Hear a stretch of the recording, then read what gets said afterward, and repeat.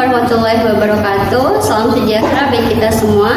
Selamat datang dan selamat bergabung kembali mahasiswa semuanya di mata kuliah Bisnis Retail dan Waralaba. Pada materi ini, kali ini kita akan membahas terkait franchising process and framework ya. Jadi yang pertama kita akan bahas dulu dari segi franchising process-nya. Nah, di sini akan dijelaskan mengenai arti ya atau definisi waralaba itu sendiri seperti apa. Nah, waralaba ini berasal dari kata atau bahasa Prancis kuno ya yang berarti franchise ya. Jadi dalam kata franchise ini bisa berarti memiliki dua makna. Yang pertama ada makna privilege yang berarti keistimewaan. Kemudian makna yang kedua yaitu berarti freedom ya, kebebasan. Jadi dari awal itu kata mulanya berasal dari bahasa Prancis yang memiliki makna dua kata ya. Ada privilege dan juga ada freedomnya ya. Tapi ketika beberapa ahli kemudian menyimpulkan ya sepakat sehingga nanti diartikan bahwa waralaba itu merupakan hak-hak untuk menjual suatu produk atau jasa ya. Jadi artinya nanti ada hak untuk menjual baik produk maupun jasa ini ketika misalnya kita akan membeli suatu produk itu dalam suatu paket ya. Biasanya tidak hanya produknya tapi juga ada tempat berupa booth-nya atau juga bisa dengan sumber daya manusianya gitu kan. Nah, sebagai gantinya nanti si pihak penjual itu akan memberikan tadi paket bisnisnya ya. Itu memang nanti tergantung kesepakatan apakah yang memang misalnya hanya akan memberikan berupa lisensi merek produknya saja atau sudah mengcover meliputi tadi ya SDM juga sediakan, tempat booth-nya juga sudah disediakan, kemudian juga bahan input produksi produk juga sudah disediakan seperti itu. Kemudian definisi lain juga menyebutkan dari waralaba itu ada dua kata ya, ada wara dan juga ada laba. Nah, di mana wara ini memiliki arti lebih, sementara laba dia berarti untung ya. Jadi kalau kita simpulkan dari kata waralaba ini secara sederhananya ini merupakan berarti menginginkan keuntungan yang lebih ya. Artinya jadi si penjual ya atau usaha itu dia tidak perlu misalnya harus memulai semuanya, menyediakan semuanya dari awal dari nol. Jadi tinggal langsung misalnya membeli produk lisensi dengan melakukan waralaba tadi gitu ya.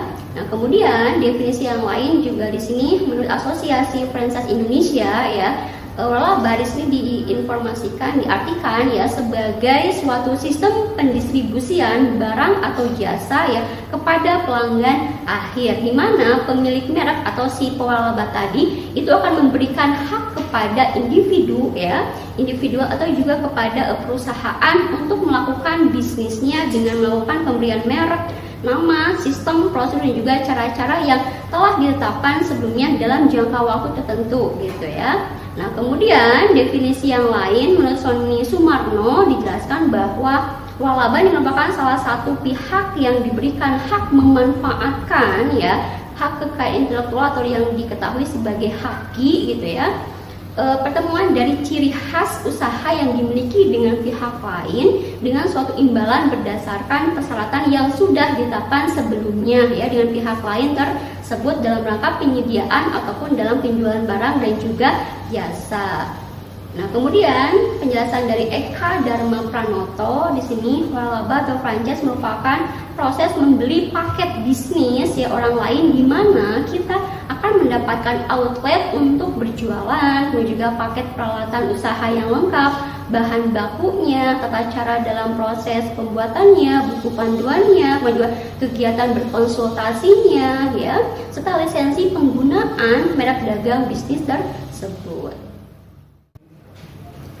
Oke, berikutnya kita membahas dari segi sejarah waralabanya atau kegiatan waralaba itu kapan sih mulai dilakukan pertama kali.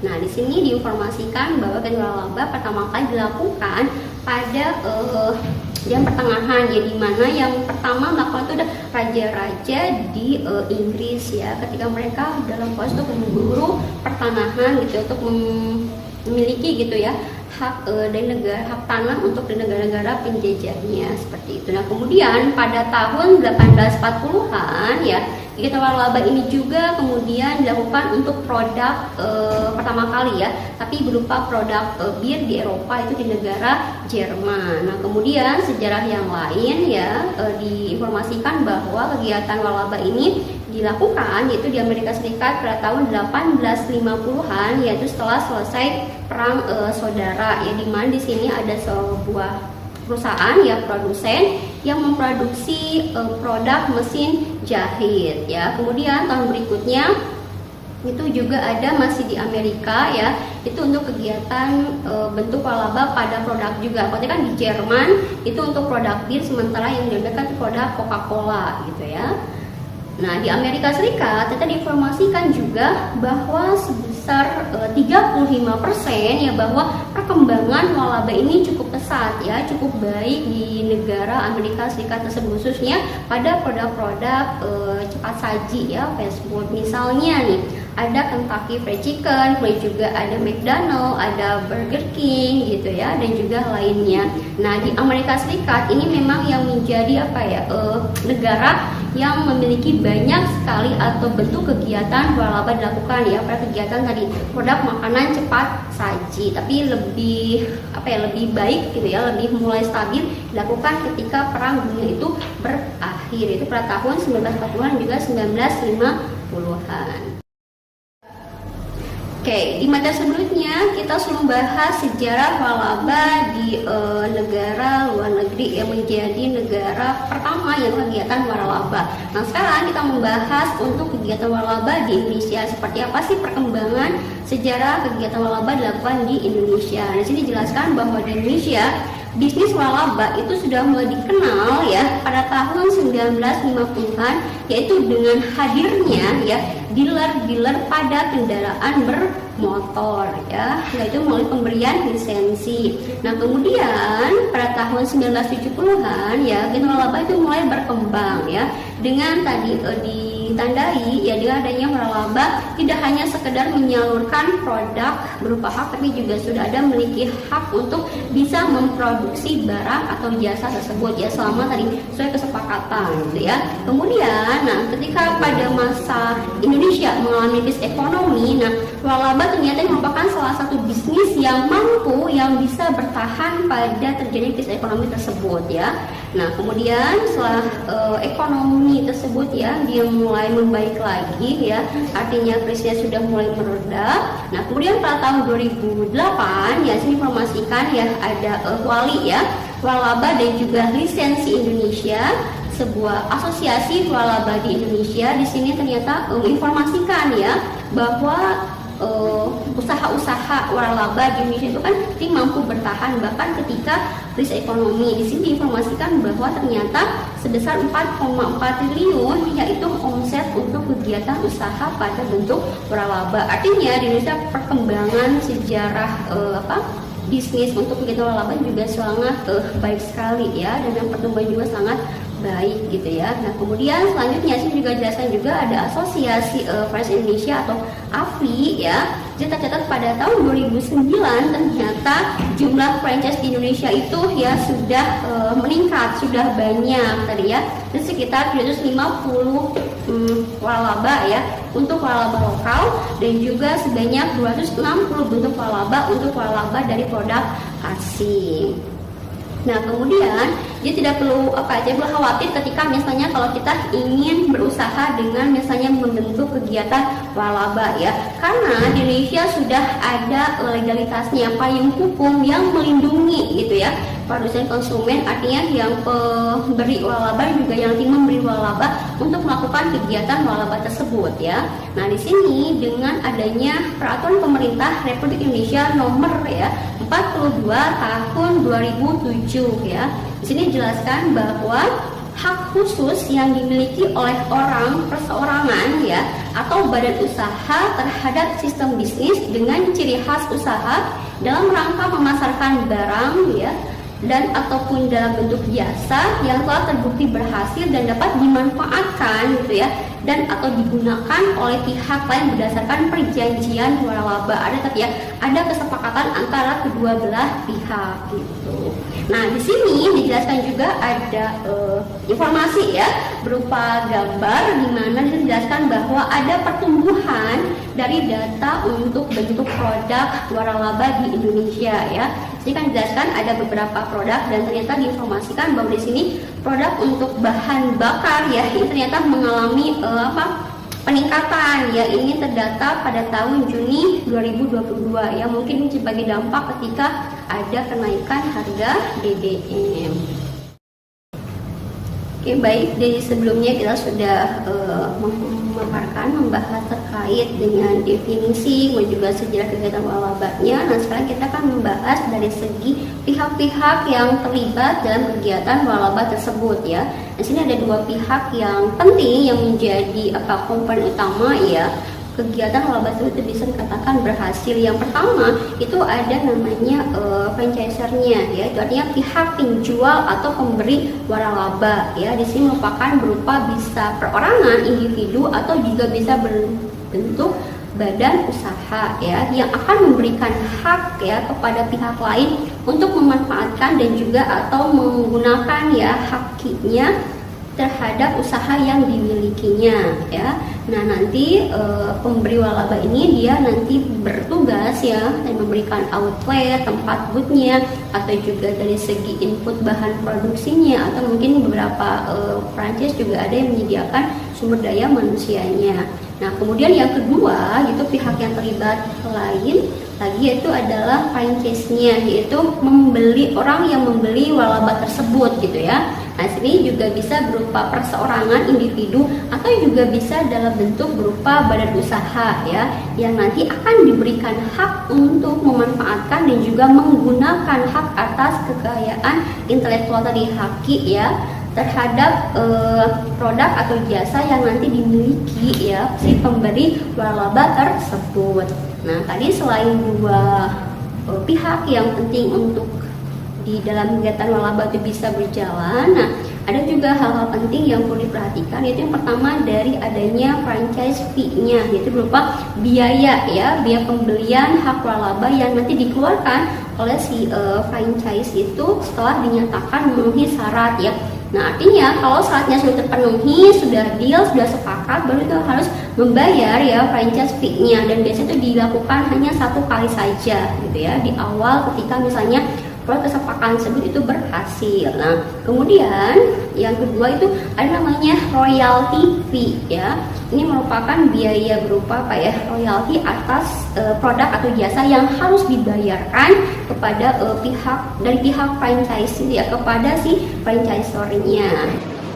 Oke, kemudian yang ketiga ada yang namanya advertising fee, yaitu biaya yang dikeluarkan untuk kegiatan promosi periklanan dari produk yang akan diwaralabakan tersebut ya.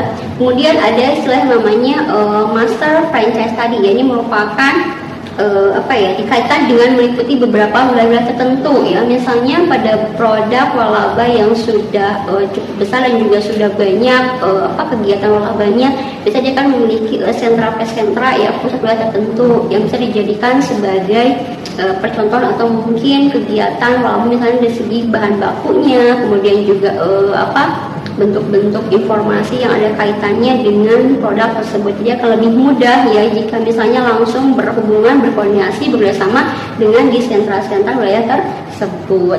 Nah, kemudian berikutnya ada multiple franchise ya. Di sini memegang hak waralaba untuk lebih dari satu outlet ya, atau satu tempat pada area geografis tertentu ya, tetapi pada satu produk yang sama. Nah, berikutnya ada individual franchise ya. Kalau individual berarti kan dia atas nama individu, atas nama sendiri yang memegang hak waralaba pada produk atau barang tertentu. Nah, ada development agreement ya. Di sini dikatakan bahwa berkaitan ya dengan komitmen, berkaitan juga dengan kesepakatan dalam hal target pengembangan waralaba di wilayah tertentu yang menjadi misalnya sentra atau misalnya tempat penjualan produk waralaba gitu ya. Nah, di lainnya lagi ada namanya bisnis format franchising ya.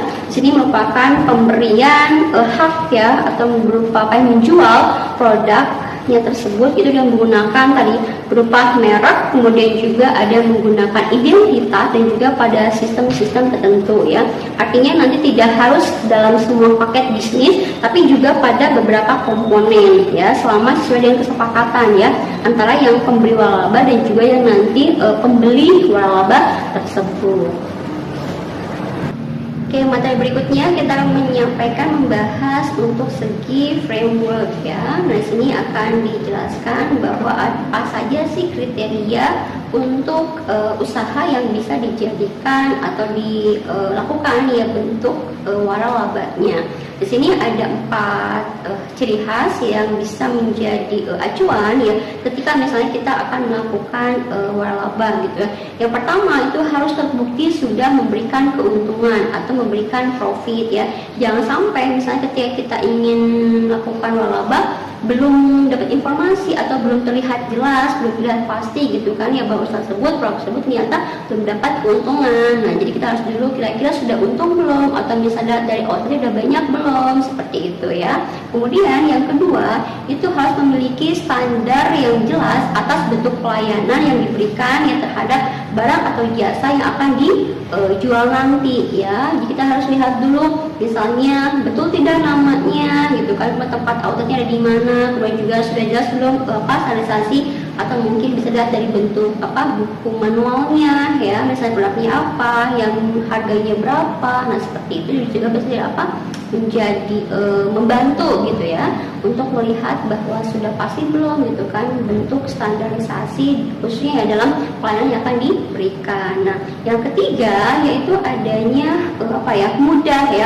ketika dilakukan kegiatan waralabanya, mudah kegiatan diaplikasikan di dalam usaha kita gitu ya. Kalau misalnya merasa sulit, syaratnya misalnya terlalu tidak bisa kita penuhi gitu ya, mungkin kita bisa ganti gitu ya, bisa mencari referensi bentuk waralaba lain gitu ya. Nah, yang keempat di sini ada namanya dukungan ya yang berkesinambungan. Artinya ketika suatu bentuk waralaba itu kan dia tidak mungkin bisa berdiskusi, jika pasti ada stakeholder atau partner yang menjadi mitra yang membangun ya bahwa bentuk waralaba itu bisa dilakukan secara baik dan juga lancar gitu ya. Nah, kemudian saya juga kegiatan waralaba itu ternyata sejumlah pihak yaitu sepakat menyatakan bahwa waralaba ini merupakan salah satu cara yang aman ya untuk memulai bisnisnya ya. Kenapa bisa dikatakan aman ya? Karena di sini tidak harus misalnya memulai dari nol, artinya tidak mulai dari awal semuanya disiapkan gitu ya. Tapi ternyata ada beberapa pernyataan lain yang kontra gitu ya, bahwa ternyata waralaba ini dikatakan bukan sebagai cara yang aman ketika untuk memulai bisnis gitu ya.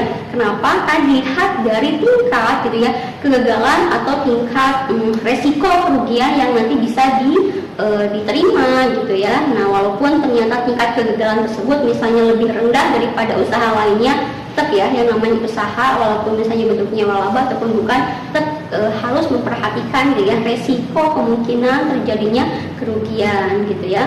Nah, sini menginformasikan bahwa ini informasi wali ya waralaba dan lisensi di Indonesia bahwa ternyata kegiatan waralaba yang sudah dilakukan di Indonesia ternyata di sini informasikan bahwa sebesar 50% ya itu dari sisi waralabanya ya atau sisi penerima waralaba itu bentuk kegagalan yang akan diterima.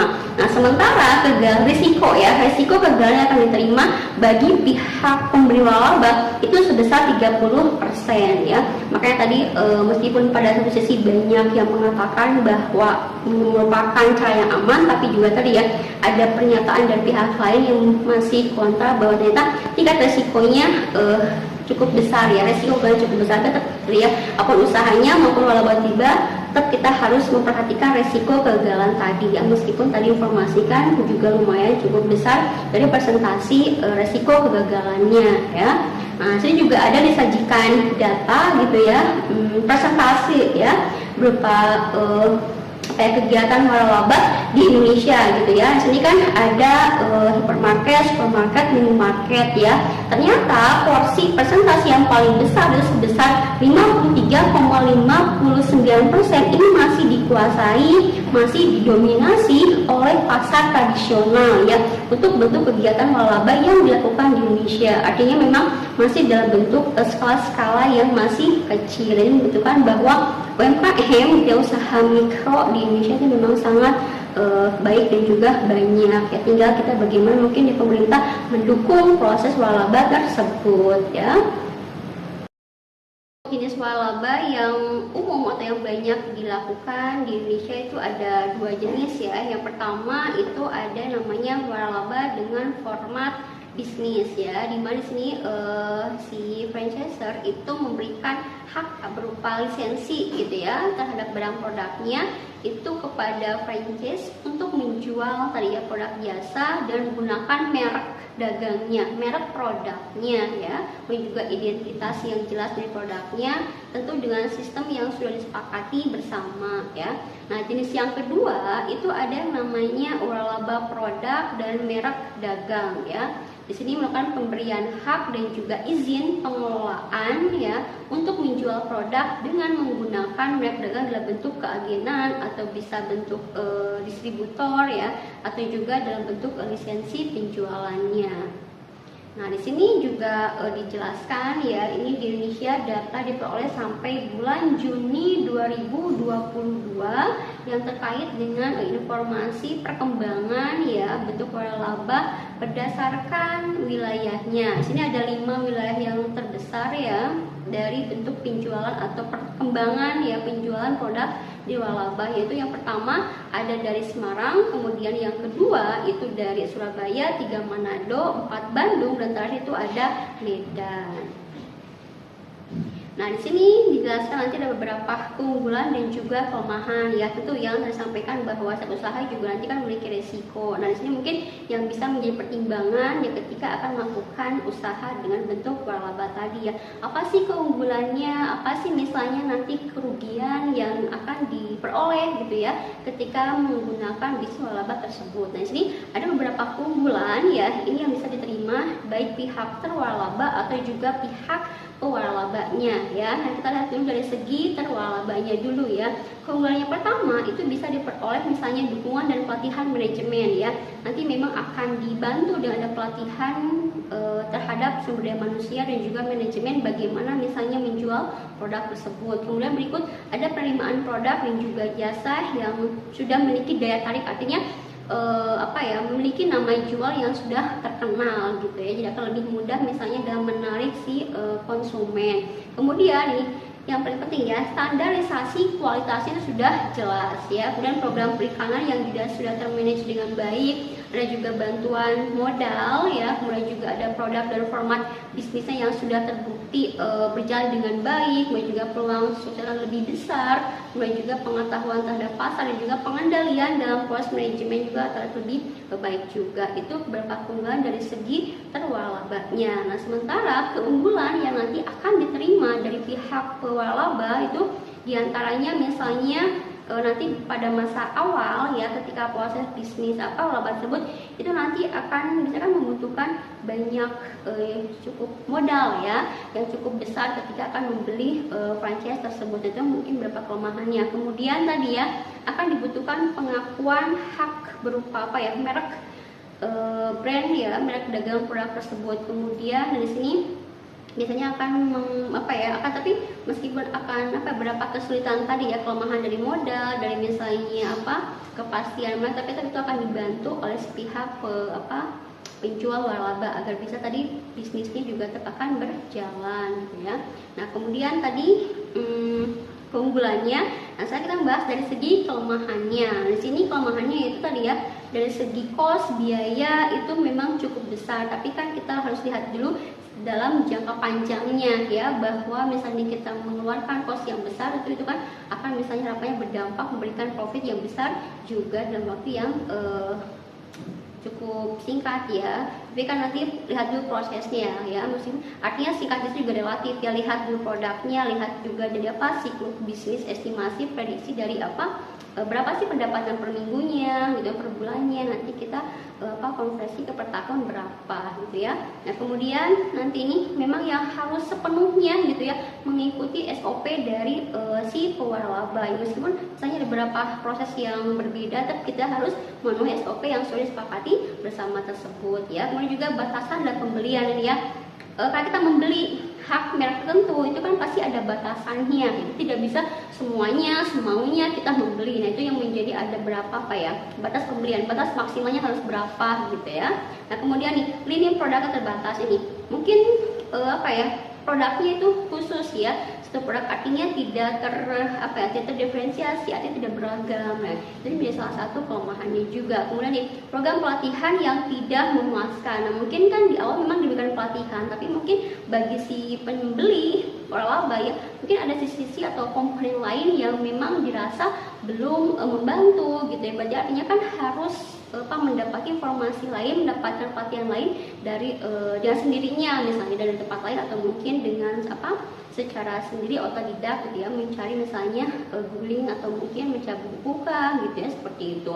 Nah kemudian nih kejenuhan pasar nih ya, biasanya untuk produk waralaba ini ya, kalau dia sudah sangat dikenal baik, nah ini nanti kan yang masuk ke dalam pasar tersebut, yang masuk ke dalam pasar market tersebut tuh akan banyak, nah sehingga kejenuhan nanti khawatir akan menjadi jenuh ya si konsumen, karena banyak banget misalnya produk yang membeli konsumen yang membeli produk tersebut ya, produk yang sama gitu ya.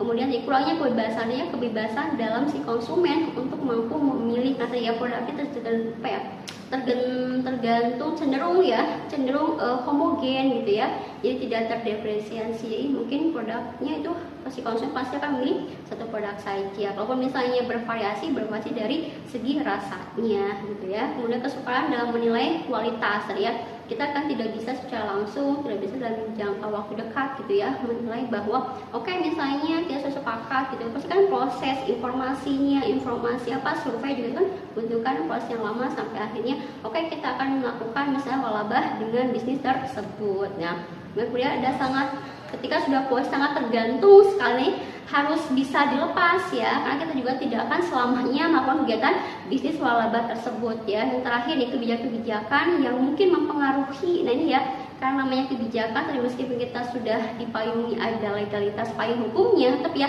ada kebijakan lain yang memang diberikan oleh si pemberi atau penjual waralaba tersebut yang memang harus dipenuhi oleh si pembeli waralaba gitu ya. Oke, di sini ada beberapa faktor yang harus diperhatikan atau menjadi bahan pertimbangan ya ketika akan membeli waralaba ya pada produk ataupun produk yang bisa berbarang ya atau jasa gitu ya. Nah pertama di sini coba cek dulu ya, apakah bisnis waralaba tersebut sudah mulai mapan, sudah stabilkah gitu. Jangan sampai ketika kita membeli waralaba kok masih baru gitu kan, belum jelas dari informasi profitnya berapa, informasi labanya berapa. Nah seperti itu ya, itu kan menjadi kerugian ya bagi kita ketika akan membeli bisnis waralaba tadi. Kemudian hal yang keduanya yang perlu diperhatikan yaitu dari segi stabilitas keuangan dari waralaba tersebut ya. Kenapa menjadi penting diperhatikan? Karena nanti kan si pihak waralaba kan dia akan memberikan misalnya input produksinya, akan menyediakan outletnya, akan menyediakan tempatnya, itu kan butuh modal ya. Jadi kalau misalnya modalnya tidak cukup, itu kan mempengaruhi operasional kegiatan waralaba tersebut ya. Dan yang ketiga itu adalah dari pasar potensial untuk waralaba baru. Nah harus dicek dulu ya, seberapa besar sih peluang ya pasar potensial yang bisa dimasuki untuk produk waralabanya. Nah yang terakhir, yang keempat itu dilihat dari profit potensial, artinya tadi ya selain pasar yang perlu diestimasi gitu ya, berapa persen sih misalnya kemampuan pasar mampu menerima produk kita juga harus mempertimbangkan melihat berapa sih kira-kira prediksi keuntungan yang akan kita terima jika kita membeli waralaba tersebut gitu ya. Nah, kemudian berikutnya ada langkah-langkah di sini ya yang bisa menjadi acuan atau bisa membantu dalam membeli waralaba gitu ya. Yang pertama di sini kita bisa misalnya mengunjungi gitu ya beberapa gerai, beberapa outlet terdekat yang ada di sekitar kita gitu ya. Nah, yang kedua kita bisa menyewa pendamping gitu ya, atau mungkin menyewa ya pendamping, atau mungkin di sini bisa katakan solidaritas tadi ya, dan bisa mengetahui kejelasan usaha waralaba tersebut gitu ya. Yang ketiga di sini kita bisa menemui waralaba tersebut ya, kan datang langsung, kita ngobrol, kita diskusi, menerima penjelasan langsung dari si pemilik waralabanya. Nah, yang keempat, tahapan keempat yaitu kita setelah informasi kita nanti mengevaluasi ya, kira-kira untuk yang misalnya waralaba produk ini resiko kegagalannya berapa, resiko keberhasilan seperti apa, kemudian evaluasi untuk bis produk waralaba yang lain juga seperti itu ya, sampai kita mengetahui, menyimpulkan oke, misalnya untuk waralaba tersebut misalnya risiko kan yang paling rendah ya. Nah, langkah berikutnya yang kelima, nah kalau kita sudah deal gitu ya, evaluasi, oke, kita memutuskan misalnya akan waralaba pada produk B ya. Berarti kita akan melakukan kesepakatan dengan tadi ada perjanjian yang jelas ya. Misalnya dalam hal apa sih akan diwalabakan? Apakah outletnya saja, atau outlet plus SDMK, atau outlet plus SDM plus bahan bakunya gitu ya. Nah, langkah berikutnya yang keenam tadi ya, kita nanti biasanya akan diberikan pelatihan ya, bagaimana proses penjualannya ya, bagaimana cara meramu, meracik, membuat produk tersebut. Nah, langkah yang terakhir yang ketujuh itu kita nanti barulah mulai proses membuka bisnis, menjalankan bisnis waralabanya gitu ya. Nah, tadi langkah-langkah. Nah, kemudian berikutnya sini ada berapa prosedur dalam proses membuka gitu ya bentuk waralaba. Nah, yang pertama itu kita cekkan survei lokasi juga ya. Nah, setelah sesuai lokasi baru kita melakukan pembayaran. Nah, biasanya itu kan disepakati di awal ya. Biasanya nanti akan melakukan pembayaran awal itu berapa? Apakah sebesar 70%-nya, 80%, itu satu kesepakatan gitu ya. Nah, langkah berikutnya kita nanti ketika sudah misalnya transfer sekian persen gitu ya, tadi konfirmasi misalnya pembayaran awal misalnya berapa persen, 20% bisa katakanlah ya, begitu konfirmasi akan pembayaran secara transfer kas, secara cash juga sesuai dengan kesepakatan. Nanti kita akan melakukan setelah konfirmasi pembayaran sudah selesai, nanti ada konfirmasi outletnya, outletnya bisa di lokasi A. Nah, kita datangilah outlet tersebut, oh iya betul ya sesuai dengan apa yang kita sepakati, jangan sampai kita sudah bayar tapi ternyata yang terima tidak sesuai dengan kesepakatan di awal, itu kan menjadi rugi ya. Nah, bentuk yang lain kita harus gencar juga dalam kegiatan promosinya ya. Nah, terakhir tadi ya, kita harus membayar sisa yang belum kita bayarkan. Kalau misalnya di awal sepakat 8%, berarti kan ada sisa 2% yang belum terbayarkan. Itu harus segera dibayarkan ya, harus lunas semua pembiayaannya. Nah, baru nanti kita kan nanti ada pelatihan ke karyawannya, bentuk manajemen seperti apa tadi ya. Kemudian juga tadi ya, saya pelatihan. Nah, cuma pelatihan juga tidak akan lama. Nah, khawatirnya kalau misalnya masih ada hal-hal yang belum bisa, yang belum dimengerti, nanti bisa akan diberikan panduan manualnya ya. Meskipun mungkin nanti bisa dibantu juga konsultasi ya dengan pihak-pihak di outlet tertentu. Nah, yang terakhir baru kita mulai membuka, menjalankan usaha bisnis retail waralaba tersebut gitu ya. Nah, jadi tadi merupakan materi untuk frameworknya ya. Yang pertama kita sudah membahas dari materi terkait dengan franchising prosesnya, kemudian kedua dari segi frameworknya. Dan di sini diinformasikan ada beberapa referensi yang bisa nanti dibaca kembali, didiskusikan, dipahami kembali oleh mahasiswa ya, untuk mendalami materi terkait dengan tadi ya approaching franchise dan juga kegiatan frameworknya ya. Demikian materi yang bisa saya sampaikan pada materi sesi hari ini. Mohon maaf jika ada kesalahan, semoga bisa bermanfaat. Terima kasih banyak. Wassalamualaikum warahmatullahi wabarakatuh.